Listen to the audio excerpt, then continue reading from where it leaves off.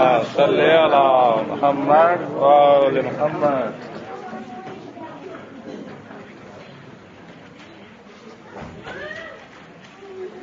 أعوذ بالله من الشيطان الرجيم. بسم الله الرحمن الرحيم. الحمد لله رب العالمين، وصلى الله على سيدنا ونبينا أبي القاسم المصطفى محمد. اللهم صل على محمد وآل محمد وعلى أهل بيته الأطيبين الأنجبين بهم نتولى ومن أعدائهم نتبرأ إلى الله. اللهم اغفر لوليك الحجة الحسن صلواتك عليه وعلى آبائه في هذه الساعة وفي كل ساعة، وليا وحافظا وقائدا وناصرا ودليلا وعينا، حتى تسكنه أرضك طوعا وتمتعه فيها طويلا. اللهم صل على محمد وآل محمد. Some questions, and that is regarding the rules of Jama'ats.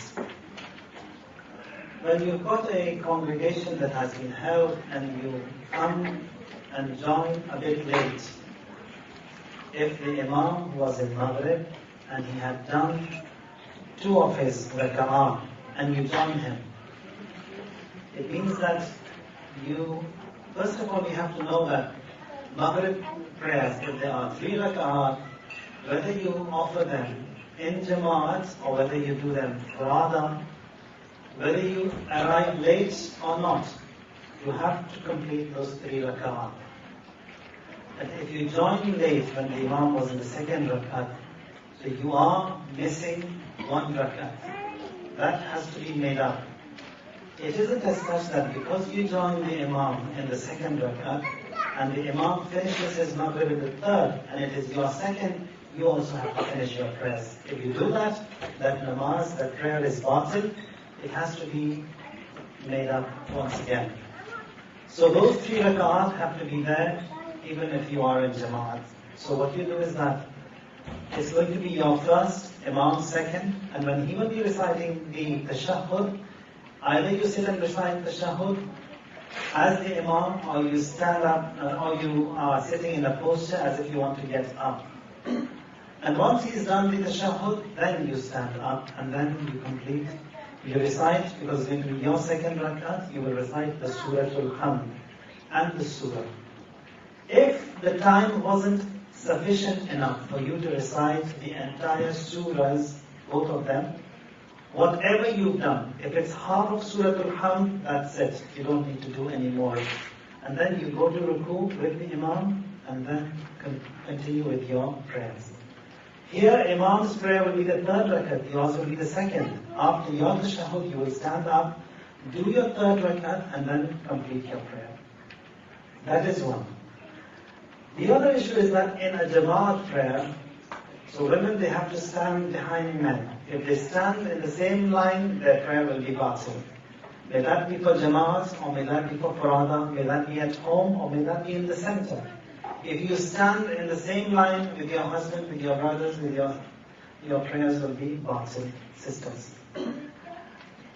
The other thing is that in Jama'at prayers, when the Imam is in ruku, so you have to be in ruku. If, for example, you get up quicker than the Imam, if that was done purposely, it will make your namaz batil. But you thought that Imam has got up and you also got up and stood from ruku, then it's okay. And you find the Imam is in ruku, you can go down if you think he's going to be late in ruku. But if you know that he's going to get up just now, then you can stand. The same thing is with sajda and the entire namaz. There has to be this muwalat. Muwalat means you have to follow the Imam. You can't be before the Imam. If he is in ruku, you have to be in ruku after him. You say takbiratul ihram after him. You go in sajda after him or with him. So that muwalat, or it has to be observed. There was another question that as to why silk and gold is haram for men. What is the reason behind that?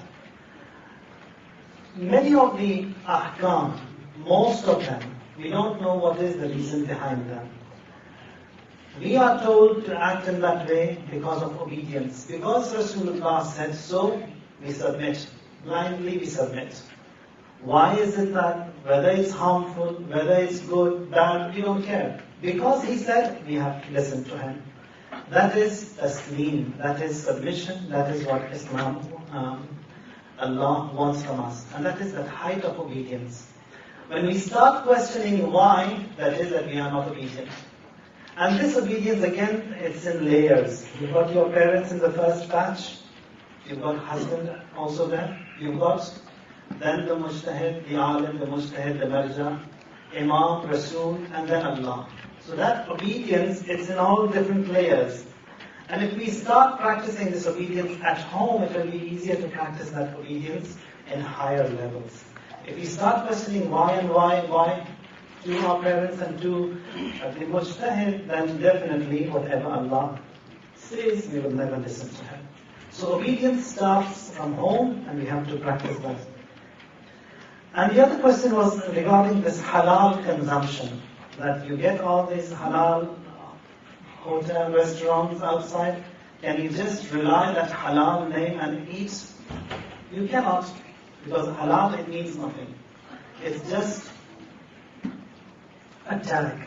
You have to have that itmi'nan, meaning that you have to be satisfied with that person who is selling that meat, with that person who is running that restaurant, and if you are satisfied that itmi'nan is there, that whatever he is serving, it's to your satisfaction, only then you can eat. Otherwise, blindly you cannot. Because anything haram which gets into your belly, riwayat, they say that for 40 days, du'as will not be accepted. And we don't want that to happen. First of all, we don't know these prayers, these du'as that we recite, how much of it is accepted. And on top of that, if we have this haram also in our bellies, and if du'as are not to be accepted for 40 days, what a mess would it be, and what a mockery we have made of ourselves. So halal tags, you can't just take them blindly. It's not also when we say your satisfaction, you ask your fellow mu'mineen, you see the practice of the mu'mineen, you ask the alim in town, that is that person reliable, can we buy from him? And if you find that it is reliable, you can.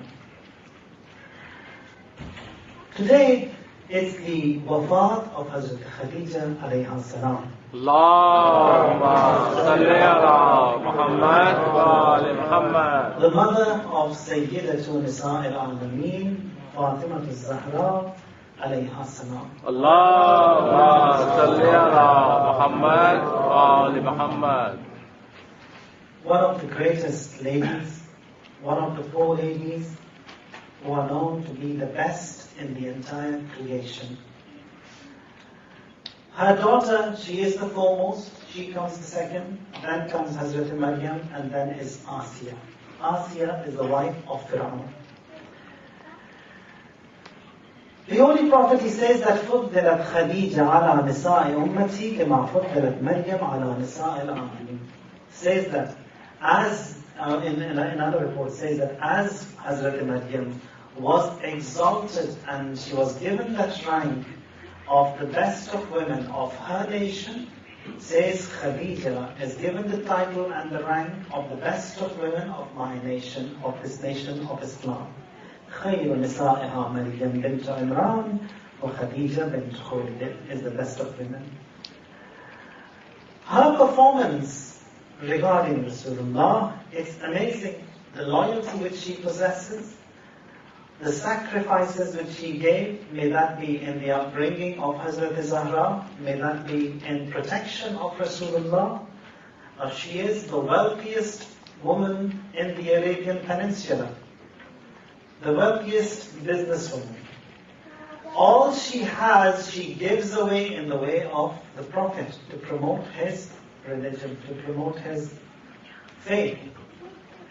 In reality, if we see that whatever of Islam we have today, it is all the investment of Hazrat Khadija alayhi salam. Amir al-Mu'mineen in Nahj al-Balagha, he says that, now those of you who've been to Mecca, and those of you who've seen the Dharr Hira, the cave of Hira, it's about The altitude of it is 3,000 feet high from the ground level.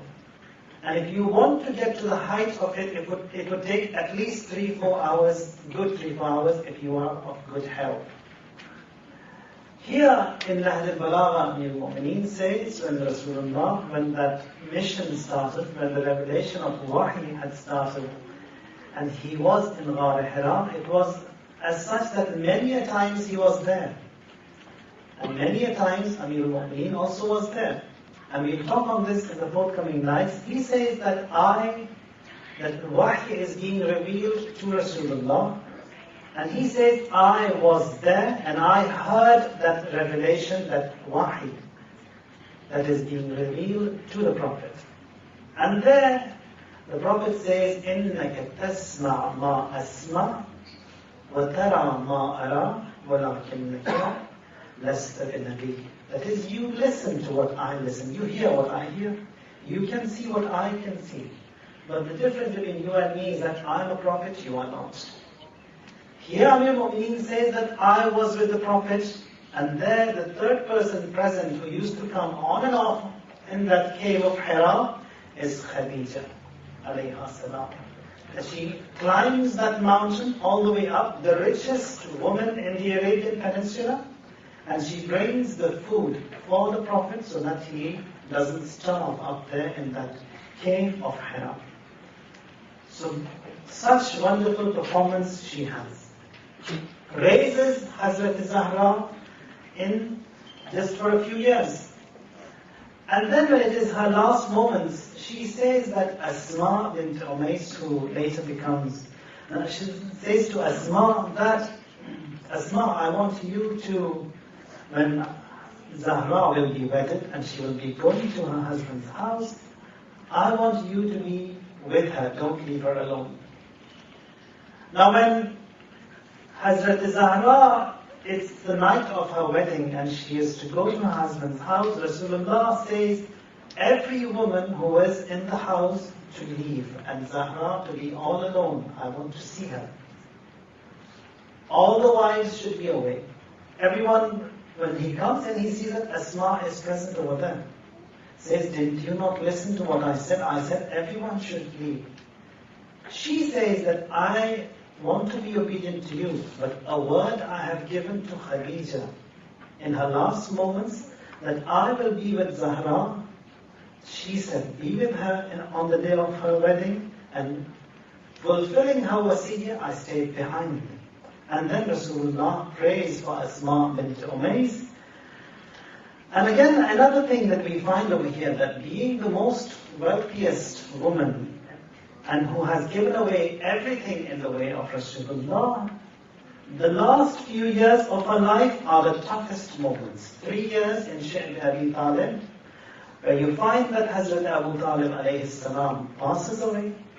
Just a few days after that, we find that there is another tragedy which hits the Holy Prophet, and that is his most loyal wife, she also passes away.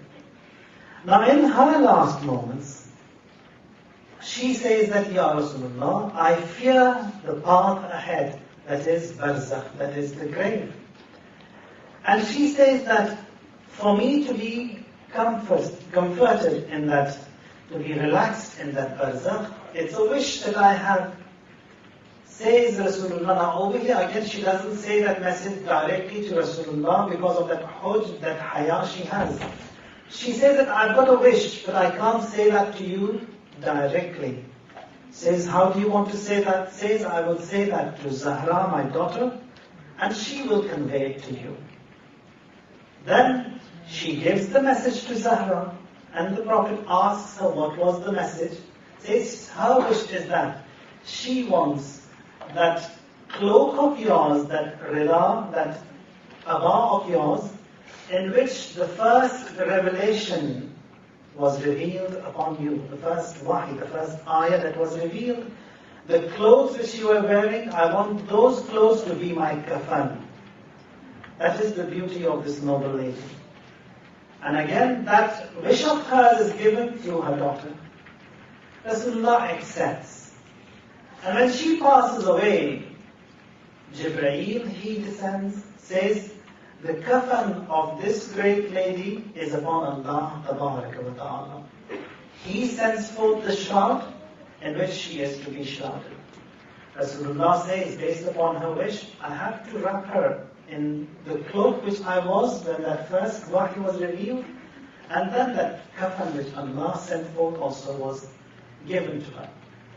The last moments of her life, that is the 3 years which she was in that Sheikh Abi Talib, were the toughest moments for the Muslims, that is the new Muslims.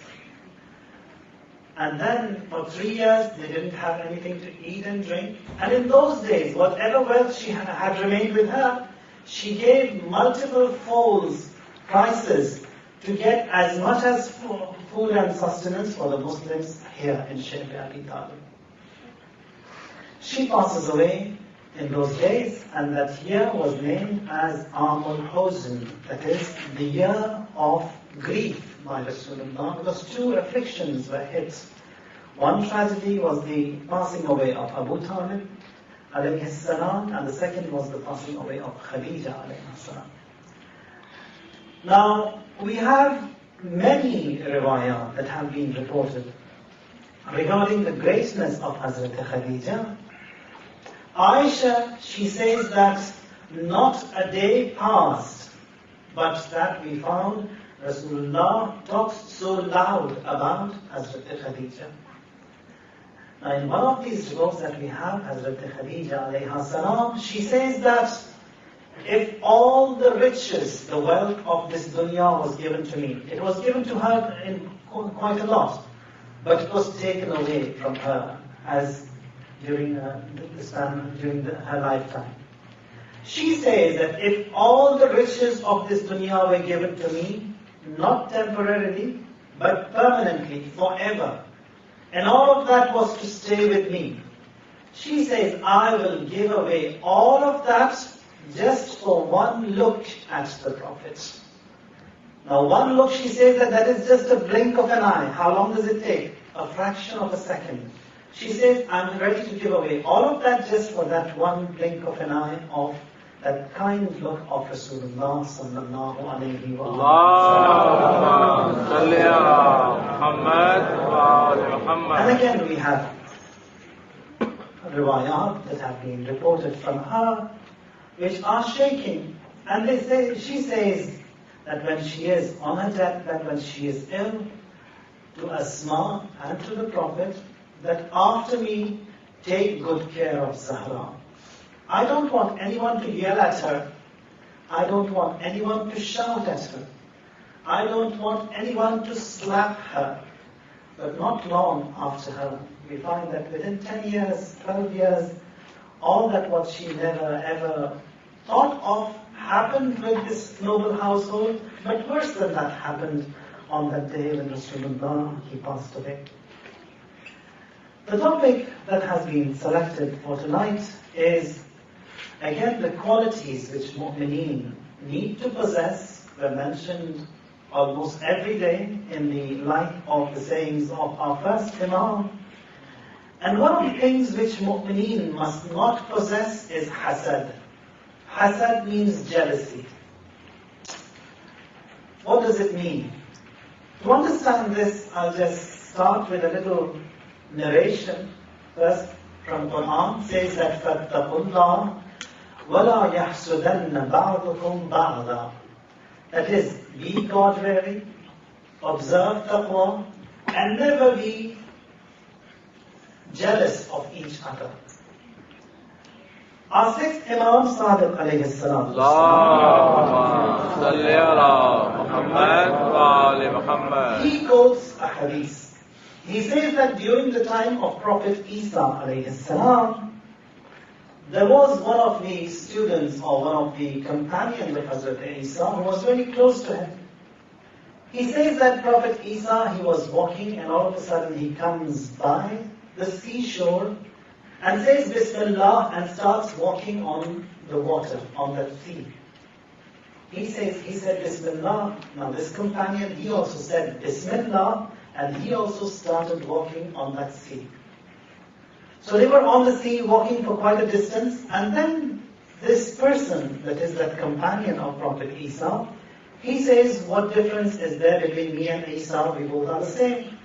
He said, Bismillah. He walked on that water. I also said the same. And I'm also walking on that water. There is no difference between me and him. The moment this thought came to his mind, he started drowning. He started drowning. Then Prophet Isa turned back and said, what happened? What did you do? Why are you drowning?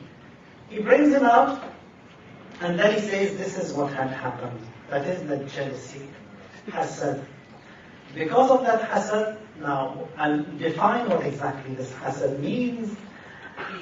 Look into Dua Joshan Saghir. Once in a while recite it. It's a beautiful dua, and it's good to put away your enemies, whoever your enemy is. And nowadays we've got a whole lot of enemies surrounded from every side, in all formats, in all forms. So the more we get stronger with these du'as, the better we will benefit. So, Dua Joshan Saghir, there the Almighty, He lists all the blessings and says that, for which of these blessings can I be thankful? Like that Surah Al-Rahman, after every blessing says that, فَبِأَيِّ آلَاءِ رَبِّكُمَا تُكَذِّبَانِ. Now, jealousy, what does it mean? It is wishing that the blessings that are given to an individual, for example, if Allah gives knowledge to someone, Allah gives beauty to someone, Allah gives wealth to someone, or gives children to someone, we wish that that blessing which Allah has given to that person is seized away from him. That is jealousy. That is hasad. We put some terms here. Hasad means jealousy. Hasid means that person who is jealous. And mahsood is that person who, or that thing which we are envious to. Keeping in mind all that was mentioned yesterday and the days before regarding tawakkul, regarding rida, regarding the distribution of sustenance, here Allah says that whatever a mu'min possesses, or whatever a human being possesses, that is given to him rightfully. That is, he deserves it, he owns it. And with this jealousy, I say that may that be seized away from him and given to me, or seized away from him. Sometimes we say that there are a lot of favors that are given to an individual. And we say that we wish we also had the same. That is okay. That is ribta. That is not a sin. That is wishing for the same blessings that were blessed to other mu'mineen, we wish to have the same. Now the most painful stories that you look back into Quran and riwayat, or even in our day-to-day lives that we have, the most painful stories are of those who are jealous. May that be men, may that be women. Hasad is the worst of diseases, strangles its partners in the punishments of this dunya and afflicts that eternal adab, that eternal chastisement. Now a person who is hasood, that is a person who is jealous, it is not as such that he has a happy life. His life is full of pain. Because of this hasad which he has, he wants things to be taken away from others. He lives and he burns in flares of jealousy. He is never happy. And God's mercy is eternal and unlimited on His creation, but the hasood, he is constantly in adab. So by his jealousy, he does not do any harm to anyone else. He is harming himself. And in riwayat, we find that someone who is jealous, by his jealousy, what he does is that the good that he has done throughout his life, it's automatically transferred to that other person who he is jealous of. All that bad and evil which he has done is given back to this person. That is what happens with a person who is hasood. There is a hadith which our sixth Imam, he says that a person who is hasood, with his sharp sights that he has, sometimes he can harm you. And that is why we find that ulama, they say, for example, if you get some time, look into this Tafsir Namuna, written by Ayatollah Hayder Shirazi. he talks in detail about this topic of jinxing, for example, that people, if it's possible, they can jinx with their evil eyes that they have. Imam over here says that by that one sharp look on that person who is jealous, he can jinx you, he can harm you, he can hurt you. It's like these laser beams that can hit an individual. But on the contrary, we do have riwayat, which are a lot, that say that a person who is hasood, he cannot harm you at all, but he harms himself more. So, we have to be careful that this hasad, it has to be kept away from us. The Prophet, he says that every blessing, it has enemies. And he was asked, who are they? He replied that those who envy others for the favors bestowed on them from Allah, they are the enemies again. Or sometimes says that the Almighty says, Hasid, the jealous, is the enemy of my favors, is displeased by that destiny, by the taqdeer that I have, which is distributed among my creation. Allah distributes it with His wisdom, with His might, and this hasood, he is always after the blessings that were distributed by Allah. In another hadith, the Prophet, he says to his companions that beware, my friends, a disease is fast approaching you, a disease which the nations before me, they were destroyed by that disease. And then people who were present in that majlis, they asked that what is that disease? The Prophet, he says, it's hasad. Says hasad does not remove a hair, does not eradicate a hair of one's face, of that person who you are jealous of. But here would destroy this person who is jealous. Or for example, like we says that usulul kufr thalathatun al-hirs wal-istikbar wal-hasad. Says the basis of kufr, the Prophet says there are three. The first one is hirs, means greed. Second is arrogance, istikbar.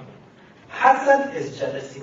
You find in these superpowers, all these three powers, and Rasulullah says that that is the downfall of an individual. When you find these three elements in an individual, may that be a person, may that be an organization, may that be a rule, may that be a nation. If you find these three usul and elements in an individual, that is the downfall. That is hatred, that is arrogance, greed. Says that is the downfall of that person. Or elsewhere, Amir al-Mu'mineen, he says, Al-Hasud la yasud. That someone who is jealous, he will never benefit. Aqallu nas ladatan al-Hasud. Hasud, the person who is jealous, is that person who never benefits, or who never tastes and enjoys, who never enjoys at all. Al-Hasud maghmoomun. Hasud, the person who is jealous, he is always in grief. Now there is a checklist which we find that has been mentioned by Ma'asumeen. They say that look into this checklist. If you find any of them in you, then that hasad is present in us, and we have to work out and remove it. All this evil that we find, may that be lying, may that be backbiting, may that be hasad, may that be all of these diseases that we find in our soul, we have to remove them. It is wajib fawri. Wajib, we've got of two types. We've got wajib, the regular wajib like the prayers and the fast which you offer. And we've got some wajibat which are fawri. If someone wishes you salamun alaykum, it is wajib on you immediately that you reply him. If you don't do that, you've committed a sin. Even if you are saying your prayers and someone wishes you salamun alaykum, you have to say salamun alaykum to him. That is wajib fawri.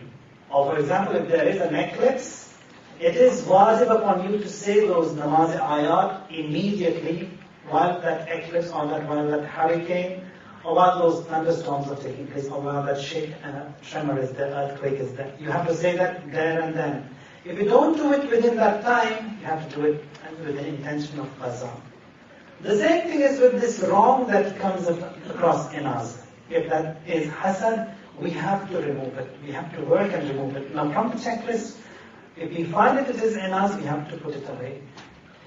One of the other things that we have been taught by Ma'asumeen alayhim as-salam, they say that If there is a disease in you, like for example hasad, and you've been working on it to get rid of it, remove it from yourself, and you were not successful, here Ma'soom says that you recite Allahumma ghfir lil mu'minina wal mu'minat wal muslimina wal muslimat 25 times every day, and after some time you will find that disease has vanished from you.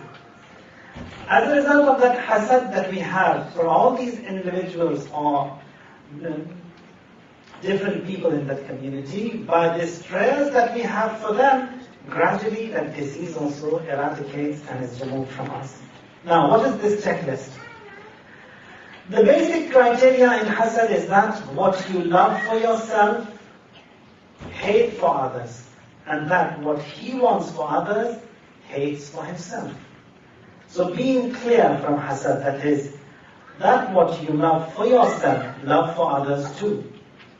The first checklist on this checklist is that by seeing or hearing the joy, wealth, position, job, beauty, car, or education of an individual, do you get upset? If you get upset, then know that hasad is active. Or when someone speaks bad about another person, do you accept it quickly? If you accept it quickly, it means that hasad is active. When one is praised, are you upset that someone talks good about another person? So do you get upset? If you do, then we have to look into ourselves. If you know one worthy of praise, is it tough for you to praise him? Someone known to be lower, inferior than you, if he takes heat, do you get upset? If he gets a promotion in job, if he studies much more or gets an education, is much more successful, do you get upset? Or becomes wealthier than you are? If you become upset and angry, that means that there is something wrong in us. Or do people know you as a fierce and an angry person? That is again another checklist. Do you praise in the presence of a few and talk behind their back? Do you consider most of the people as ruthless and wrong? Are you pleased when others are afflicted and hurt? The pessimism of others and the ill talk behind them, do you inform them? That is, if someone comes and talks bad behind another person, so do I go and tell him that this is what is happening behind your back? So if I'm sincere, and if I'm not creating a mess and a chaos, it is upon me to inform him that this is what is happening behind you, behind your back. Do you feel like avenging intiqam all the time? If that is the case, then it means that there is something wrong in us. Do you criticize and complain a lot, and does it bother you? Are you known to be a suspicious person? So all these are things that Ma'asumeen, they have mentioned in riwayat, that were mentioned over here, just in bullet points. And again, as it was mentioned, that we have to try and work out that if this hasad is present in us, we have to remove it as soon as possible. Because after a certain age, if we don't correct ourselves, we will not be able to correct ourselves as we get older and older. So this is a good time that if you did not know these issues, we have known them. And if you have any question about it, I'm here to answer for a few minutes. Loud salawat. Allahumma salli ala Muhammad wa ali Muhammad. Yeah. You spoke about the ayn. This is something very prevalent, I hear, in the Yeah. Can you please elaborate? Is that as part of culture, something in Jahiliyyah, or is it actually something with Islamic basis? The question is regarding the ayn, regarding Sheikh Zadan. Yeah, nazar lag jati, jise kehte hain hum log. It's regarding that. Jinxing in English. We have riwayat, for example, in one of these riwayat, we find that Amir al-Mu'mineen alayhi salam, Allahumma salli ala Muhammad wa ali Muhammad. He comes by one of the cemeteries and graveyards. So his ashab were also present with him. And Imam says to them, do you know the majority of those who are buried over here, 70% plus, says they've died because of jinxing, because of these bad eyes, evil eyes that people have towards others. So that is something that we have, or sometimes we find وَلِلْعَيْنِ حَقٍّ. That is, again, we do find that the eye. And for that, we do have these different du'as. One of them is this Surah Al-Nas, we recite it a lot. And many a times you find this ayah, which is famous and known in the Urdu-speaking community as the Iranian ayah. وَإِنْ يَكَادُ الَّذِينَ كَفَرُوا لَيُزْلِقُونَكَ بِأَبْصَارِهِمْ. It's the last ayah of Surah Al-Nun. So that again, it's one of these ayat, if you recite them a lot, or sometimes you find that you have these ta'weez of that ayah, that they help. So there are things that exist. And Ayatollah Makarimi also has talked in length on this issue. Anything else? I believe like there is a controversy between alims, like some believe it's there and some don't. And if it's there, how does it work? Like how can an individual cause harm to others? All the harm and good is in the hands of Allah. So yeah, how can an individual cause harm to others? You have Surah Nasir وَمِنْ شَرِّ حَاسِدٍ إِذَا حَسَدٍ or قُلْ أَعُوذُ بِرَبِّ النَّاسِ ملك الناس إله الناس من شر الوسواس الخناس الذي يوسوس في صدور الناس من الجنة والناس. So you do have that creation of Allah, that some of them who are harmful. That is, may that be from the jinn, may that be from the ants or the man. So they can cause harm. So that harm, sometimes it's Wi-Fi harm, sometimes it's that physical harm. So this jinxing is that Wi-Fi harm. will they be punished for that? Pardon? Will they be punished for that? Oh yes, yes. There is a punishment for them. For hasad, the person who is hasud, a person, now all that jinxing against stems out from that hasad that a person possesses. Because he is hasud, he possesses that evil in him, he hasn't corrected himself, so because of that hasad, he will be punished. Yeah. Will the person who was mahsood be rewarded? Yes, yeah. The person who is mahsood, according to all of these riwayat, they say that the moment a person performs hasad, that the moment he is jealous of him, all the good that he had done is transferred to that mahsood. All the bad of that mahsood is transferred to this hasid. So negative goes to this person, positive goes there. Yeah, that again is another way how we, yes? And then you mentioned that if a person has hasad in the heart, they have to like pray for the person so that the hasad from the heart goes away. Yeah. For example, there is a person A and a person B. A is jealous of B. So I want to clear this hasad in this person A from that person B. So the reason why he is jealous of him is for certain things which he possesses, certain blessings and favors which Allah has on him, as a result of which he gets upset. So it is tough for us to come to terms that whatever he deserves, he is the rightful owner of his. So when I start praying that Allah help him, protect him, all that has been given to him, all the initial status that I have for that individual, that gradually that hatred that I have for that person will be reduced. That is how prayers work. And that is why we find that Allahumma ighfir lil mu'minina wal mu'minat wal muslimina wal muslimat. Imam says recite that 25 times, and gradually these diseases that are in us, they will also be eradicated, will be removed. Yes? For example, if someone is more erudite than somebody else, you work hard for one object, and you know the other person is not working as hard, but he still gets it. You feel bad. Is that considered as hasad? Yes. Because we talked on this issue yesterday, on the concept of tawakkul. That is, all these qualities of Shias are mentioned. And then finally, Imam comes and says that when it comes to you working for your wife and children, al-qadru li'ayalih kal-mujahid fi sabilillah. That someone who works for his wife and children, for his family, is like a mujahid in the way of Allah. So we do find that. And a person, it may so happen that he works quite hard, but he doesn't get as much as he should be getting. There will be another person, like for example Hazrat Maryam, she was on the prayer mat and everything was given to her. So there might have been people, and there have definitely were people who were jealous of her. So that is jealousy, that we stand against the distribution of Allah, that in reality we have no faith in Allah, that He is giving a little bit more, a lot more to them, and a lot lesser to us. That again turns back. One more part, you don't feel that nothing should be taken away from them, but you just feel, why is that happening? Is that considered a hazard? Well, why is that happening? We don't need to worry about that. Because distribution of rizq is from Allah.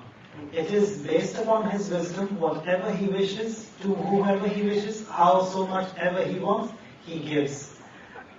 And again, we talked on this issue, I think in the Jummah khutbah, that many a times we find that many of these, in the same concept of destiny and taqdeerat, there is a beautiful hadith al-Qudsi. There Allah says that I have distributed everything based upon my wisdom. Sometimes you find that you are doing good and you've come to a point and all of a sudden you find that it's lost, you lose it. An example for that, for example, if your prayers were on time all the time, and it was as such for the past 20, 30 years, and all of a sudden one of your prayers is missed, you lose it, you don't pray it on time, it's qaza. Now how did that happen? You've been working hard for the past 30 years. All of a sudden, a prayer of yours is qaza. Here Allah says that I made it happen. I purposely did it. The reason for that is that if you continued with your prayers being punctual on time, you would have been afflicted with kibr, with ghurur, with pride. To protect you, Allah says, I afflicted you in that way so that you slept and your prayer was gone. So that I do not want to lose you. You can lose your prayer, but Allah said, I didn't want to lose you. So that is how beautiful this whole concept of rizq, whole concept of, now rizq doesn't mean only job, food, studies. Rizq is everything. It could be anything in spirituality, anything in morality, all that is classified as rizq. And the more we ask from Him, the more we have to ask.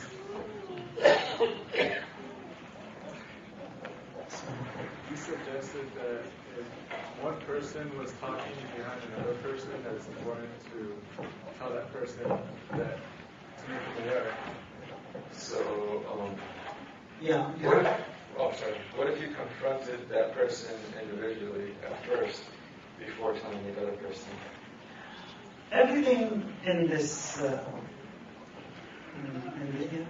in these issues is based on common sense. That we have to use our common sense. If you find that if you inform that person that this is what is happening behind your back, if it creates a big mess and a greater chaos, you don't tell him. But if you find that by telling him, informing him is going to be beneficial for you and beneficial for him, and it will work out better, then you tell him. That is exactly the same thing that we find in the conditions for Amr bil Ma'ruf. That is, if you want to inform someone or invite someone to do good or refrain him from doing evil, those conditions have to be met. And one of those conditions is that by you informing him, you have got that faintest idea that it will be beneficial. But if you find that no, there is a 1% chance that he will not accept what you are saying, don't tell him. It's that common sense. Yeah? Okay, just an example, like if a girl goes and like asks, usually she goes and discuss everything with the parents, especially with the mom, or the girl like discussing everything like with the husband. With her husband. Yeah. So if she like asks, like she says, she's not taunting, she's not making fun, but she's like upset and says, this is what happened with my friend, someone at work, or with my relative. Is that known as backbiting? We have an ayah in Quran. We say that الَّذِينَ يُحِبُّونَ أَن تَشِيعَ الْفَاحِشَةَ فِي الَّذِينَ آمَنُوا. That is, there are some people who love to promote fahisha. Over here is indecency. Indecency of any type. It could be by defaming an individual. It could be by promoting these dances, songs, and all this haram that we feel that we have in the community. All this is classified as fahisha, everything which is indecent. Sometimes you find that by doing this, we are promoting something wrong and indecent in the community. If that is the case, Allah says they have a severe punishment. Severe punishment in the hereafter. فِالَّذِينَ آمَنُوا. That is, we are promoting something which is negative. فِالَّذِينَ آمَنُوا, amongst the believers. So if I come and talk about an individual in this majlis, for example, majlis of mu'mineen, so that is bad that I want to talk about that person. And I'm promoting that negative, projecting that negative in this majlis of mu'mineen, so that Allah says that person deserves a severe punishment. So we have to be careful that what we are doing. Again, same answer, that we have to use our common sense. That if you want to say something, you can say anonymous by not mentioning the name of that person so that he is not defamed. Or if you need to mention the name of that person, mention it in a way that he is not defamed. That is, or as it was mentioned in the previous days, that al-mu'minu a'zamu hurmatan min al-shahad. That the hurmat, the sanctity that Allah has given to one individual mu'min is more than the holy Kaaba. So we have to be careful. Are we breaking, shattering the dignity of Kaaba? That is by breaking the heart of this mu'min. Yeah. What is the punishment if you miss a rosa? What is the punishment?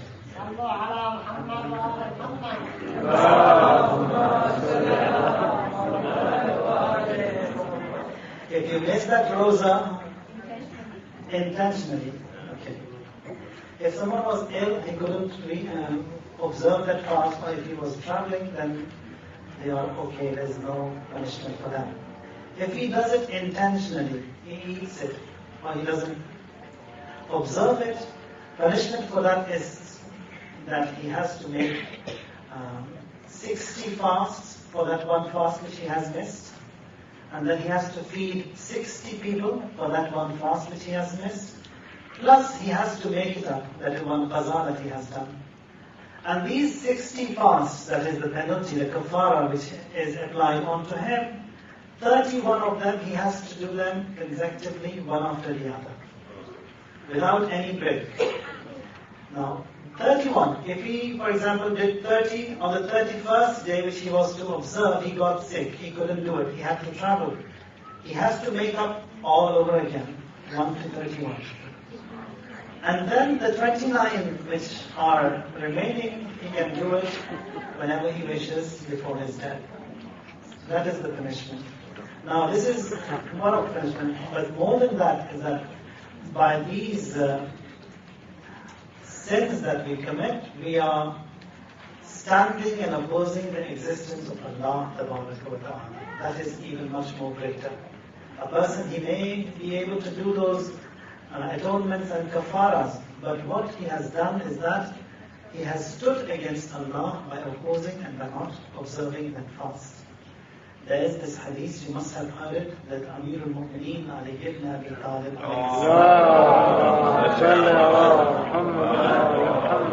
Imam says that أَشَدُّ الذُّنُوبِ مَا اسْتَخَفَّ بِهِ صَاحِبُهُ, that the worst of all sins is that sin which the person who's committing that sin says that it's tiny, it's small. It's just one rosa that I ate. Imam says that is the hugest, that is the largest sin that you have committed. Or مَسْتَهَانَ بِهِ صَاحِبُهُ, which he says that he takes it easy. Those are the greatest sins that he commits during his lifetime. And if we continue with these small sins are not small sins anymore. They become greater sins, and they become Gura'an Kabira, the greater sins. And for the greater sins, in this dunya also there is an atonement, there is a punishment, lashes, beheading, etc. And in the hereafter again, there is all secure and safe. Okay, last one. My question is, for example, if you're not financially capable to feed 60 people, but at the same time your health is not supporting you to keep. Yes, that is another issue that لا يكلف الله نفسا إلا وسعها, that Allah also does not burden you when you cannot do it. So someone who cannot fast for those many fasts, and he is not capable again to feed so many people, the teaching is that he says, Astaghfirullah Rabbi wa atubu ilayh, many times, sincerely, and that is, he is done with that kafara. But that one qaza which he has to make up, he has to make up. It doesn't mean that we just keep on skipping the fast and say Astaghfirullah, that will be done. It doesn't work that way. اللهم اغفر لنا ولوالدينا ولمن وجب له حق علينا ولمن وصانا بالدعاء ولجميع أمة محمد وآل محمد. اللهم اغفر للمؤمنين والمؤمنات والمسلمين والمسلمات الأحياء منهم والأموات تابع اللهم بيننا وبينهم بالخيرات إنك مجيب الدعوات إنك على كل شيء قدير.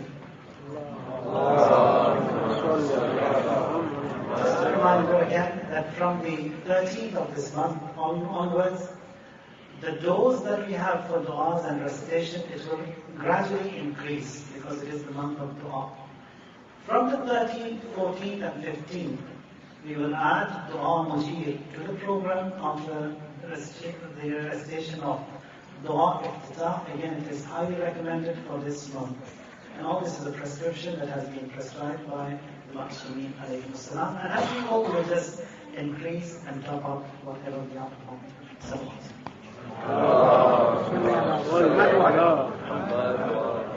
we need your help in picking up the stuff today. You don't need to do anything to the tables and chairs, just the sheets and the electronics. Thank you very much.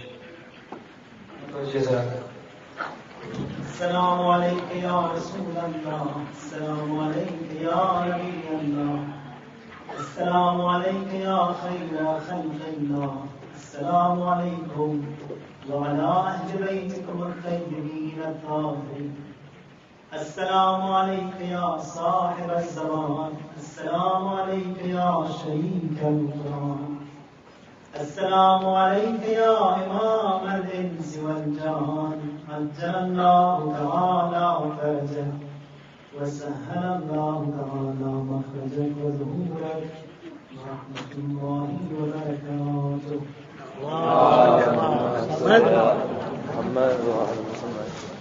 The Imam finishes his Maghrib with the third, and it is your second, you also have to finish your prayers. If you do that, that namaz, that prayer is batil.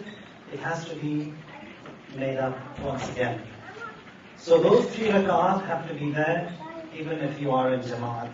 So what you do is that it's going to be your first, Imam's second, and when he will be reciting the tashahhud, either you sit and recite tashahhud as the Imam, or you stand up, or you are sitting in a posture as if you want to get up.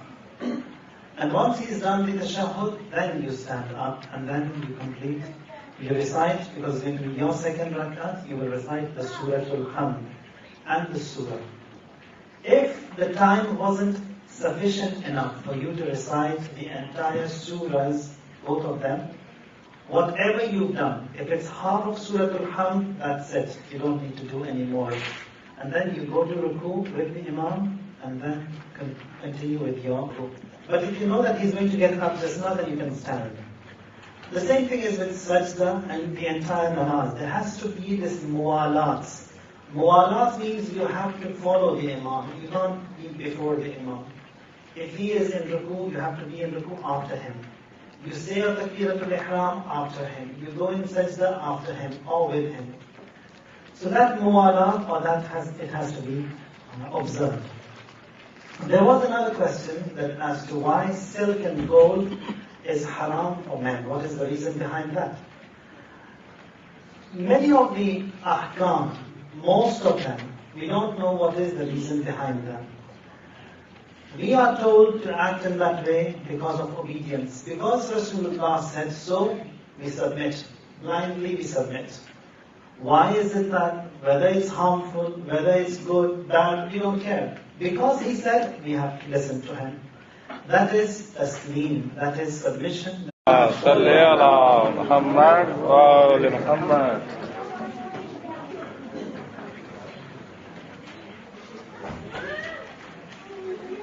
أعوذ بالله من الشيطان الرجيم بسم الله الرحمن الرحيم